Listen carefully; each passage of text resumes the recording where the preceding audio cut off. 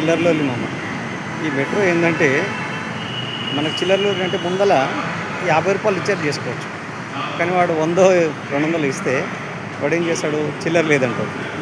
చిల్లర లేదని అక్కడి నుంచి మొదలవుతాయి ఇక. పైకెక్కుతాం.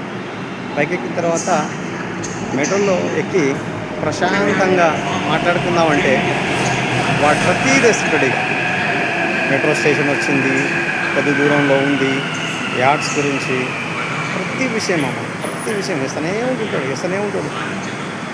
దాంట్లో ఏమవుతుందంటే మనకి ఎంప్లాయీస్ అయితేనో, ఫ్రెండ్స్ అయితేనో, లేదంటే ఆఫీస్ సంబంధించి అయితేనో ఏమైందంటే మనం ఎక్కడున్నాము అని తెలియకుండా ఉండాలంటే తక్కువ వాడు ఎవడో ఫోన్ చేస్తాడు, మన దోస్తో సారో.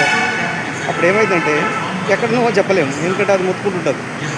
అమీర్పేట వచ్చింది, లగడి కపూల్ వచ్చింది, ఇవన్నీ దరిద్రానికి ఫోన్ మాట్లాడకుండా, వీడియోలు చూడకుండా మళ్ళీ మనం ఏదన్నా బయట ఏమన్నా ప్లేసెస్ చూద్దామంటే మొత్తం యాడ్ చేస్తాం. యాడ్ చేసి ఆ లోపల ఏమన్నా చూస్తే ఏం కనపడదు, అంతా చుక్కలు దోమలు ఎరిగినట్టు. ఇంకా చాలా చాలా అసలు కొన్ని లొల్లులు ఉన్నాయమ్మా ఇది మెట్రోలో. ఇది మార్చాలి మనం. నిజంగా ఈ మెట్రో విషయంలో కొంచెం హ్యాపీగా సంతోషపడాల్సిన విషయం, తొందరగా వెళ్తున్నాం. కానీ ఈ చిన్న చిన్న చిల్లర గొడవలు అయితే ఉన్నాయి. నిజంగా మీరు ఎక్కినప్పుడు చూడండి. ఇంకోటి, మనం ఏదో టక్కున ట్రైన్ ఎక్కుతాం, ఎక్కగానే అక్కడ వృద్ధుల కొరకని రాసుకుంటాం. వృద్ధుల కొరకు రాసినా కూడా మనం ఇవ్వాల్సిందే సీటు.